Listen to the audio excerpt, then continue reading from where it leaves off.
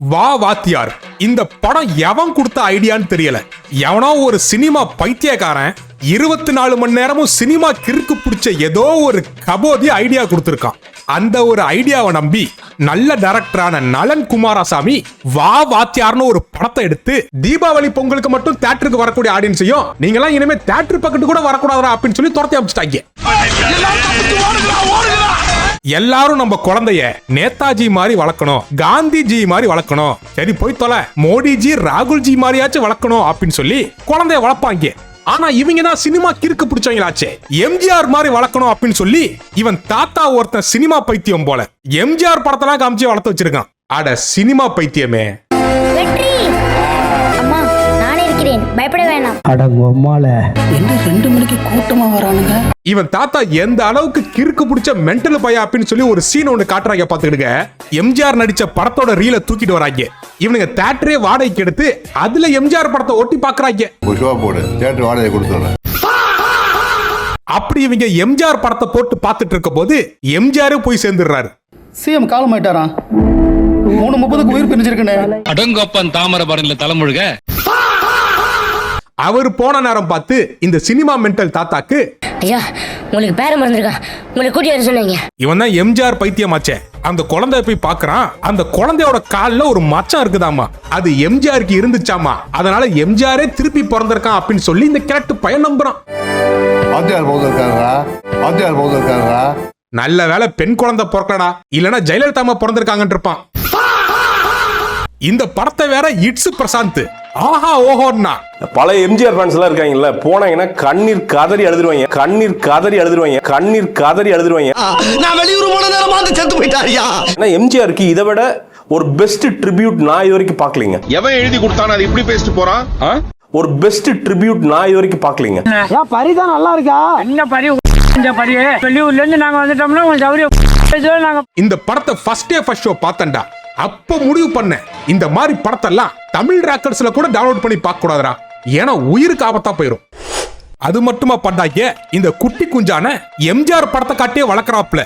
அவன் நிக்கிறது என்ன, நடக்கிறது என்ன, பேசுறது என்ன, அம்புட்டு எம்ஜிஆர். அம்மா நானே இருக்கிறேன், பயப்பட வேணாம்.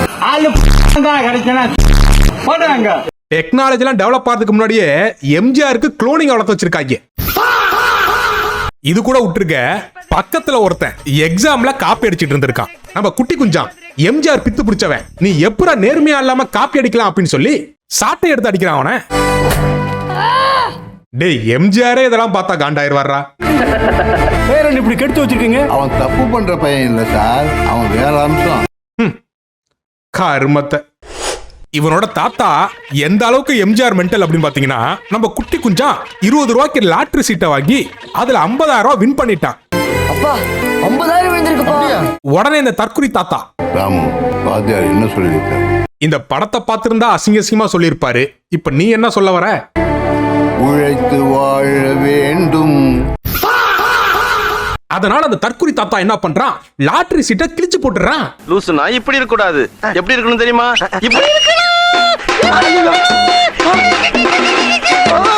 அட பாவி, 50,000 ரூபாய் இந்த காலத்திலே பெரிய அமௌண்ட்ரா. அந்த காலத்துல 50,000 ரூபாய் வச்சு 25 பவுன் கோல்டு எடுத்துக்கலாம்டா.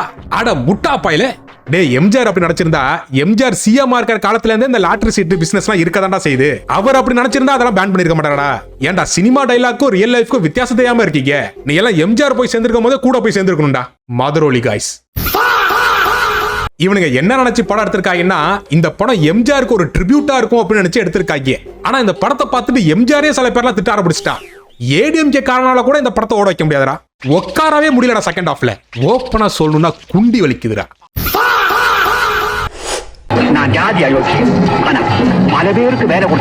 அடுத்து மேட்டர் என்ன அப்படின்னு கேட்டுக்கிட்டீங்கன்னா, நம்ம எம்ஜிஆர் ஃபேனா இருந்த குட்டி குஞ்சான் லாட்டரி சீட்டு கிழிச்ச காண்டுல தாத்தா கூட சேர்ந்து இன்னொரு எம்ஜிஆர் படம் பாக்குறான்.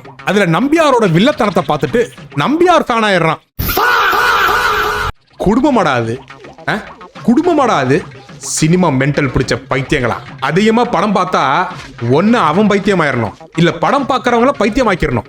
அந்த 2 முயற்சியிலும் டைரக்டர் வெற்றி பெற்றிருக்கான்னு தான் சொல்லணும். அதுக்காக வேணா டைரக்டரை பாராட்டலாம். படத்துல வரவங்களும் பைத்தியமா தான் இருக்காங்க, படம் பார்த்த நம்மளையும் பைத்தியமாக்குறாங்க. அடுத்து பாத்துக்கிட்டீங்கன்னா எம்ஜிஆர் படம் பார்த்தா அவங்க நல்லவன் ஆயிடுவாங்களாம், நம்பியார் ஃபேன்லாம் கெட்டவன் ஆயிடுவாங்களாம். இவன் இப்பதான் நம்பியார் ஃபேன் ஆயிட்டானே, அதனால பிட் அடிக்கிறான், வளர்ந்து போலீஸாய் கஞ்சா விக்கிறான். மத்ததெல்லாம் மார்க்கெட்ல ரிலீஸ் பண்ணியாச்சு சார். ரிலீஸ் பண்ணியாச்சா? இந்த பையன் லஞ்சம் வாங்குறது, அக்கவுண்ட்ல காசு வாங்குற அளவுக்கு வந்துட்டீங்க இல்ல, அட்ராசிட்டி பண்றதெல்லாம் கோர்ட்டாலே தாங்க முடியாம இவனை சஸ்பெண்ட் பண்ணி விட்டுறாங்க. 6 மாசம் சஸ்பென்ஷன். தூக்கு தண்டனையே கொடுத்துருக்கலாம் ஆடியன்ஸை தியேட்டருக்கு வர வச்சு இப்படி கொடுமை பண்றதுக்கு. அப்பவே அம்பேத்கர் கொஞ்சம் யோசிச்சு சட்ட விதிகள்லாம் ஏற்ற போது ஆடியன்ஸை நம்ப வச்சு நம்பிக்கை துரோகம் பண்றாங்க அப்படின்னு ஒரு செக்ஷனை ஏற்று இருந்தாருன்னு வச்சுக்கோங்களேன், இந்த பயல்களா ஒழுங்கா படம் எடுத்திருப்பாங்க. ஏன்னா இந்த மாதிரி கொடுமையெல்லாம் பார்க்க வேண்டியது இருக்காது பாருங்க. மக்களே, இந்த படத்துல ஹீரோவும் ஹீரோவோட ஃபேமிலி மட்டும் தான் மென்டல் நினைச்சுக்காதீங்க. ஹீரோயின் ஒரு கர்மத்தை காமிக்கிறாங்க, அது இந்த ஃபேமிலியோட ரொம்ப டேஞ்சரஸ் மென்டல் ஆட்டுக்கு. உங்க பாட்டி கிட்ட பேசணும்னா நீங்க தான் கொஞ்சம் கோஆபரேட் பண்ணணும். அதுக்கு மாந்திரிகம், வருங்காலத்துல என்னென்ன நடக்கும். தனமேட்ல கிறிஸ்டோப் ரோட் கிராஸ் பண்ணும்போது I felt something. இம்புட்டிய செத்து போனவட்ட கூட பேசுமாமா. அவன் யூஸ் பண்ண பொருட்கள் எல்லாம் நிறைய இருந்துச்சு, அதை பயன்படுத்தி அவன் ஆன்மாவோட பேசினேன். படம் எடுத்த நீங்க மென்டலா இல்ல படம் பாக்குற நாங்க மென்டலாடா? எம்ஜிஆருக்கு ட்ரிபியூட் படம் ஏன்டா எங்களை எப்படி பிடிச்சி டார்ச்சர் பண்ணிட்டு இருக்கீங்க? எனக்கெல்லாம் இந்த படத்தை FDFS பார்க்கும் போது எவ்வளவு மனவாச்சலா இருந்துச்சு தெரியுமா? டிக்கெட் காசு கூட போய் தொலைது விடுங்க, ஹவுஸ்ஃபுல்லே ஆகாத தியேட்டருக்கு 40 ரூபா எக்ஸ்ட்ரா கொடுத்து புக் பண்ண பாருங்க. அதே மாதிரி இந்த மென்டல் ஹீரோயினோட பேரு ஊவாமா. ஏன் சூன்னு வை, ஏன் ஊவோட நிறுத்திட்ட? சூ கூ பூ எல்லாம் சேர்த்துக்க. அடுத்து இந்த படத்துல வரக்கூடிய வில்லன், இந்த வில்லனோட பேக் ஸ்டோரிலாம் வச்சு பார்க்கும்போது இந்த தூத்துக்குடி துப்பாக்கி சூடு நடந்துச்சுல்ல, அதுல பின்னாடி இருக்கக்கூடிய ஒரு கார்ப்பரேட் வில்ல அப்படிங்கிற மாதிரி காட்டுறாங்க. இது ஒரு மாதிரியான யூசுவலான ஹீரோ வில்லன் ஸ்டோரி தான் வச்சுக்கோங்களேன். மத்த ஹீரோ வில்லன் ஸ்டோரிக்கும் இந்த படத்தோட ஹீரோ வில்லன் ஸ்டோரிக்கும் என்ன ஒரு வித்தியாசம் அப்படின்னா, மத்த ஹீரோ வில்லன் ஸ்டோரி எல்லாம் ஹீரோவும் வில்லனும் தான் அடிச்சுப்பாங்க, மத்த கேரக்டர்ஸ் எல்லாம் நடுவில் வந்து கேமியோ பண்ணிட்டு போவாங்க. ஆனா இந்த படத்துல வில்லனே கேமியோ ரோல் தான் பண்றாப்ல. அப்பப்ப வருவான், இதை பண்ணு அதை பண்ணுங்குவான், அப்புறம் டிசப்பியர் ஆயிடுவான். ஹீரோ எவன் கூட சண்டை போறதுன்னு தெரியாம அவன் பாக்குறவங்க கூட சண்டை போட்டுட்டு இருப்பான். இதை நான் தியேட்டர்ல பார்த்துட்டு நான் கூட்டு வந்த என் ஃப்ரெண்டுக்கும் எனக்கும் செம சண்டை. நல்ல வேலை என் ஆளெல்லாம் கூட்டு போல, பிரேக்கப்பே பண்ணி விட்டுருப்பாங்க காலிச்சால போறவங்க. ஓ அப்படியா விஷயம். வணக்கம், யா மஞ்சள் முகம். ஹார்பிக் விளம்பரத்துல வர கிருமி மாதிரி இருக்கானே, இது ஒரு ஹேக்கர் டீமாமா. இந்த டீம் என்ன பண்ணுதுன்னா, நம்ம கார்ப்பரேட் வில்லன் துப்பாக்கி சூடு நடத்த பிளான் பண்ணிருக்கான் அப்படின்னு சொல்லி மினிஸ்டர்ல இருந்து எல்லாரும் போனையும் ஹேக் பண்ணி அந்த விஷயத்த பப்ளிக்ட்ட சொல்லிடுறாங்க. அந்த மஞ்சள் முகம் நியூஸ்ல வந்துச்சுல்ல சார். இப்போ அந்த ஹேக்கர் யாரு அப்படிங்கறத கண்டுபிடிக்கதான் நம்ம ஹீரோ கார்ப்பரேட் வில்லனுக்கு விளக்கு பிடிக்கிறாப்ல. அந்த மஞ்சள் கேங்க பிடிக்கிறதுக்கு ஒரு டாஸ்க் ஃபோர்ஸ் போட்டுக்கிறதா சொன்னாங்க. இந்த நேரம் பாத்துக்கிட்டீங்கன்னா நம்ம தற்கொலை தாத்தாவை காமிக்கிறாங்க. ஹீரோ சஸ்பெண்ட் ஆகி அவன் ரீஜாயினே பண்ணிட்டான். ஆனா ஒரு வாரத்துக்கு முன்னாடியே நியூஸ் பேப்பர்ல வந்த தன்னுடைய பேரன் சஸ்பென்ஷன் ஆன நியூஸ ஒரு வாரம் கழிச்சு உட்காந்து படிக்கிறான். ஏண்டா அப்படின்னு கேட்டா, தாத்தாவுடைய கண்ணாடி எடுத்து நம்ம ஹீரோ ஒளிச்சு வச்சிருவாரு. தாத்தாவோட கண்ணாடி அவர் கண்ணில் படாம வச்சுக்கோ. அதனால அன்னைக்கு அவர் நியூஸ் பேப்பர் படிக்கலையா, இன்னைக்கு உட்காந்து அதே நியூஸ் பேப்பரை படிக்கிறாராம். கேட்கிறவன் கேனப்பயலா இருந்தா கிழட்டு பைய ராவா கட்டிங் போட்டானா. இப்ப அடுத்து என்ன மேட்டர் அப்படின்னு கேட்டுக்கிட்டீங்கன்னா, தன்னுடைய பேரன் பெரிய அயோக்கியம் அப்படின்னு தெரிஞ்சிட்ட பிறகு எம்ஜிஆர் மாதிரி வளர்க்கணும்னு நினைச்சனடா, இப்படி நம்பியார் மாதிரி ஆயிட்டியடா அப்படின்னு சொல்லி மன உளைச்சலாயி மண்டைய போட்டுறான். ஆனா என்ன, எனக்கு எமோஷன்லாம் வரல, லைட்டா கொஞ்சம் மோஷன் வந்துருச்சு இந்த சீனை பார்க்கும் போது. அப்புறம் பக்கத்து சீட்ல இருந்து பேம்பர்ஸ் வாங்கி கொஞ்சம் அட்ஜஸ்ட் பண்ணிட்டேன். இதுல ஹைலைட்டான விஷயமே என்னன்னா, எம்ஜிஆர் இறக்கும் போது கூட இவ்வளவு பெரிய மரியாதை கொடுத்திருப்பாங்கன்னு தெரியாது. எம்ஜிஆரோட ஃபேனான இவர் இறந்ததுக்கு 20-30 பேர் எம்ஜிஆர் வேஷம் வேற போட்டு வராங்க. அதுல ஒருத்தன் எம்ஜிஆராவே மாறி வரான். எஸ்ஐ சார், ஐயோ இங்க பாருங்க சார், ஒரே பைத்தியங்களா இருக்கு sir. Sir SI sir, SI sir. அடுத்து பாத்துக்கிட்டீங்கன்னா, நம்ம ஹீரோ ஹேக்கர் டீமை கண்டுபிடிச்சு கொடுத்துறாருங்க. இப்ப அந்த ஹேக்கர் டீமை மர்டர் பண்ண போறாங்க. நைட்டோட நைட்டா போட்டு தள்ள போறாங்க. மக்களே, இப்போதான் நம்ம இட்ஸ் பிரசாந்த் பயர் விட்டு கொண்டாடி தீர்த்த சீனுக்கு வரோம். நம்ம முட்டாப்பாய ஹீரோ எம்ஜிஆரோட ரீபர்த்துங்க. எம்ஜிஆர் இறக்கும் போது பல பேர் பிறந்திருப்பாங்க, ஆனா இவன் காலில் தானே அந்த மச்சம் இருந்திருக்கு. அதனால என்ன ஆகுது அப்படின்னு பாத்துக்கிட்டீங்கன்னா, இவன் கொஞ்சம் கொஞ்சமா கெட்டவனா மாறிட்டு இருக்கான். நல்லவனெல்லாம் பிடிச்சு கொடுத்துட்டு தீய சக்திக்கு விளக்கு பிடிச்சிட்டு இருக்கான் அப்படின்னு சொல்லிட்டு எம்ஜிஆரே கடுப்பா இறங்கி வந்துடுறாப்ல. வாத்தியார் கேட்கிறேன் சொல்.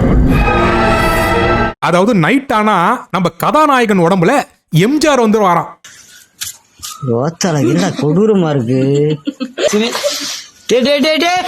பத்தாவதுக்கு இவன் தாத்தா செத்து போய் சொர்க்கத்துக்கு போய் எம்ஜிஆர் கூட கான்வர்சேஷன் பண்றதெல்லாம் காமிச்சிட்டு இருக்காங்க. வாத்தியார, என் பேரன் உன்னோட அம்சம் தான். அப்புறம் என்ன, எம்ஜிஆர் மாதிரியே நடக்கிறாப்ல, எம்ஜிஆர் மாதிரியே பேசுறாப்ல. அம்மாவோ, உன்னாலும் மருத்துவத்தாலும் புரிந்து கொள்ள முடியாத ஏராளமான விஷயங்கள் இன்றும் உள்ளன. தம்பி சகாத்திரம் நடக்கும் அது தொடங்க விட்டான் அது நடங்க விட்டான். இவனுக்கு காட்டுறதெல்லாம் எந்த அளவுக்கு அபத்தமா இருக்குன்னா, மூளைக்கு மூளை தெருவுக்கு தெருவு சிசிடிவி கேமரா இருக்கு. ஆனா ஹீரோ தான் எம்ஜிஆரா மாதிரி வில்லன்களை எல்லாம் தண்டிக்கிறாரு அப்படிங்கிறது எவனுக்குமே தெரியாதான். யார் எந்த கல்ச்சர பருவம் பண்றான் அப்படிங்கிறது டிபார்ட்மெண்ட்டுக்கே தெரியலையாமா. எம்ஜிஆர் மேனரிசம் பண்ணிருக்கான், அதே ஸ்டைல்ல சண்டை வேற போட்டிருக்கான். நம்ம ஆளுங்க கட்டிங்க போட்டு போதை தலைக்கேறி எப்படி காவாக்குள்ள உளுந்து கிடப்பாங்களோ, இவர் நைட் ஆனோன்னு எம்ஜிஆரா மாதிரி காலையில தண்ணி டேங்குள்ள உளுந்து கிடப்பாப்ல. அவன் அடிச்ச அதே பிராண்டு அதே சரக்கு எனக்கு வேணும்டா, ஜிபே பண்ணி விடுறேன், எம்புட்டு செலவானாலும் பரவாயில்ல, அந்த சரக்கை வாங்கி நான் அடிக்கிறேன், நைட்டோட நைட்டு தளபதி விஜய் ஆகுறேன், கட்சியை டேக் ஓவர் பண்றேன், அடுத்த குட்டி தளபதி நான் தான்டா. எப்படி ஏடிஎம் கேக்கு ஒரு சித்தியோ, டிவி கேக்கு பெரியப்பா நான் தான்டா. கான்பிடண்டா இருக்க, நல்லதே நடக்கும், வெற்றி நிச்சயம். இதுல ஒரு சுவாரஸ்யமான விஷயம் என்னன்னா, நைட்டு இவன் எம்ஜிஆர் ஆவறது அவனுக்கே தெரியலையாமா. அதனால ஆல்ரெடி மென்டலான் யூனிவர்சிட்டியில டிகிரி வாங்கி வச்சிருக்கிற நம்ம ஹீரோனிய போய் பார்க்கறான்.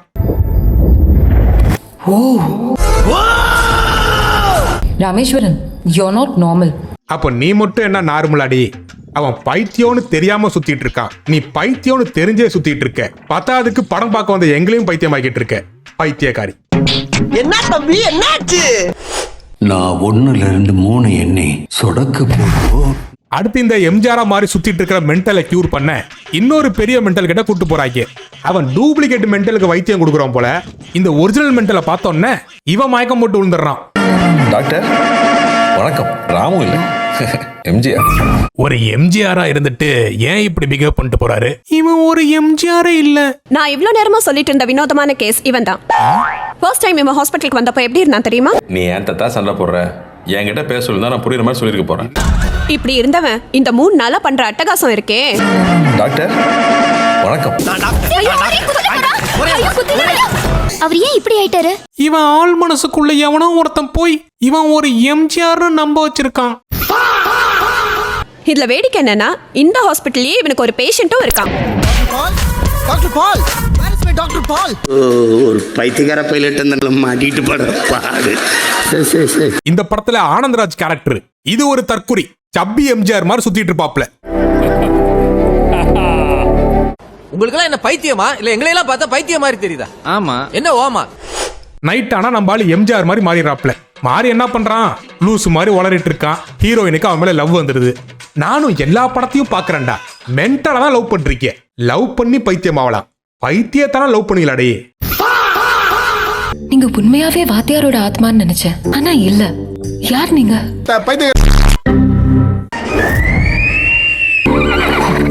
யார கூப்பிட்டீங்க? மென்டலுமா அவன், யாரையாச்சும் கூப்பிட்டு போறான் விடு. கொஞ்ச நேரத்துல பாரு, நீதான் ஜெயலலிதாமான்னு சொல்லி டூயட் ஆட கூப்பிடுவான். இந்த பொண்ணை வச்சுதான் வாத்தியாரை ட்ராப் பண்ண போறோம். அடுத்து பாத்துக்கிட்டீங்கன்னா, எவன்டா அவன் வாத்தியாரு, அவனை உடனடியா கண்டுபிடிக்கணுமே அப்படின்னு சொல்லிட்டு ஹீரோயினை கடத்தி கொண்டாந்து ஒரு அடி அடிக்கிறாங்க. அப்புறம் என்ன, அடர்ந்த இருட்டு, நைட்டு நேரம், அவன் கிளம்பிட்டான். ஒன்னு வில்லன் கேமியோ பண்றான், இல்ல ஹீரோயின் கேமியோ பண்ணுது. நைட்டு வாத்தியார் வேற வந்து டார்ச்சர் பண்றாப்ல. படம் ஓடுறது 2 மணி நேரம்டா. ஆனா எனக்கு என்னமோ குணா கேவுக்குள்ள மாட்டின மாதிரியே ஒரு ஃபீலிங்டா. எவ்வளவு பிரச்சனை, நிறைய பிரச்சனை கொடுக்குறாங்க. அம்மா நான் இருக்கேன், பயப்பட வேண்டாம். நீ இருக்கிறனால தான்டா பயமா இருக்கு, போய் தொலைடா. டியர் மாண்டிஸ் அடுத்த கோமாளி சீன் பாத்துக்கிட்டீங்கன்னா, இதெல்லாம் நீங்க அன்னியன் படத்திலே பார்த்திருப்பீங்க. அதாவது நைட் என்ன நடக்குது அப்படிங்கிறது பகல்ல இருக்கக்கூடிய நம்ம ராமுக்கு தெரியல. அதனால தன்னோட மொட்டை மாடியிலே ஒரு கும்பலை குடி வச்சது இந்த ராமுக்கு தெரியலையாமா. அதனால ஷாக்கா யாரா நீங்க அப்படின்னு கேட்கும் போது எம்ஜிஆர் வெளில வராப்புல, ராமு உள்ள இருக்காப்புல. என்ன ராமு நலமா? உனக்கு ஒன்றும் இல்லையே? பின்றியடா, ரஜினியை பார்த்திருக்க, கமலை பார்த்திருக்க, உன்ன மாதிரி ஒரு நடிகரை பார்த்ததே இல்லடா. நைட்டு வாத்தியாரா வந்து தற்குறித்தனமா நடந்துக்கக்கூடிய ஆளு யார் அப்படின்னு சொல்லி நம்ம ஹீரோவுடைய கைரேகை எடுக்க கூப்பிட்டு இருக்காங்க. சரி போய் தொலை, இந்த சீனையாச்சும் மூளை நல்லா கசக்கி ஏதாச்சும் புதுசா சிந்திப்பாங்க அப்படின்னு பார்த்தா கழிஞ்சிட்டாங்க. இவன் வச்சிருக்கான் பாருங்க ஓசியில குத்தகைக்கு எடுத்த ஹேக்கர் டீம். அவனுங்க ஈஸியா ஹேக் பண்ணி இவனோட கைரேகை மிஸ்மேட்ச் ஆகிற மாதிரி பண்ணிடுறாங்க. அதாவது இந்த படத்துல வரக்கூடிய தீம் எம்ஜிஆர் இதெல்லாம் மட்டும் பழசு இல்ல, படமே பழைய படம் தான் போல. அதர பழசான சீனு இதெல்லாம் 20 வருஷத்துக்கு முன்னாடி வந்தாலாச்சு கண்ணமாப்பேட்டை சுடுகாட்டுல தோண்டி புதைச்சிருக்கலாம். வாக்காளி ஓடிடி காலத்துல வந்து தாலி இருக்குது. என்னப்பா செய்யறது, விதி விளையாடுச்சுப்பா. நாய நீ விளையாண்டு போட்டு விதி மேலேண்டா பழி போடுற. பத்தாவதுக்கு அந்நிய நம்பி ஸ்பூஃப் வேற நடுவுல. ஐயோ மீண்டும் மீண்டுமா? ராமு பயப்படாது. தங்காதுரை ஒரு அளவுக்கு மேல பண்ண வாத்தியார் எப்ப வருவாரு? முன்னாடியாச்சும் வாத்தியார் எதுக்கு வருவாரு? நைட் ஆனிச்சுன்னா சண்டை போட வெளில வருவாரு. இப்போ படம் போக போக ஹீரோயின் வாத்தியார காஜிக்கெல்லாம் கூப்பிடுது. காப்பாத்துங்க, நான் தான் இருக்கேன்ல. எங்கெங்கேயோ போதுங்க படம். அது பாட்டுக்கு போகுது. ஏதோ வண்டலூர் ஜூக்குள்ள போன மாதிரியே ஒரு ஃபீலிங். எங்கிட்டு போறோம் எங்கேருந்து வெளில வரோன்னு தெரிய மாட்டேங்குது. என்ன நான் இருக்கேன்டா வளர்ந்து போய் எழுதிட்டு. நைட் ஆச்சுன்னா வில்லனோட ஆளுங்களை அடிக்கிறது, அப்புறம் வில்லத்தனம் பண்றவங்க எல்லாம் போட்டு அடிக்கிறது, இதெல்லாம் பண்ணி பண்ணி நம்ம வாத்தியாருக்கு ரொம்ப போர் ஆயிடுச்சு போல. இப்ப என்ன பண்றாருன்னா வில்லனோட பொண்ணெல்லாம் தூக்கி போட்டு அடிச்சிட்டு இருக்காப்ல. அதாவது நைட் ஆயிடுச்சுனாலே 200 ரூபா கோட்டரை வாங்கி கட்டிங்க போட வேண்டியது, எம்ஜிஆர் கெட்டப்ப போட வேண்டியது, எவனையாச்சும் எவளையாச்சும் தூக்கி போட்டு குத்த வேண்டியது, இதத்தான் படம் முழுக்க பண்ணிட்டு இருக்காங்க. வில்லனோட பொண்ணோட போனை வேற ஹேக் பண்றாங்க. அது என்ன அவன் போனா அதை ஹேக் பண்ணு, இது என்ன இவன் போனா இதை ஹேக் பண்ணு, அது யாருங்க லேப்டாப் நோண்டிட்டு இருக்கான் அவனையும் ஹேக் பண்ணு. விவேகம் படத்தோட ஸ்பூஃபெல்லாம் எடுத்துட்டு இருக்காங்க. அதுலயும் இந்த சீன்ல நம்ம ஹீரோயினோட கெட்டப்ப பாருங்களேன். என்னடா ஹேர் ஸ்டைல் இது? இங்கிலாந்துல இப்படிதான் குயின்ஸ் கார்டு அப்படின்னு சொல்லி ஒருத்தங்க நிப்பாங்க. மண்டையில அப்படியே மஷ்ரூம் கூட கவுத்து போட்ட மாதிரி. மனசாட்சியை தொட்டு சொல்லுங்க, மேக்கப் போட்டவனே கலாச்சி சிரிச்சிருக்க மாட்டானடா. பித்துக்குழி மாதிரி இருக்கடா அது.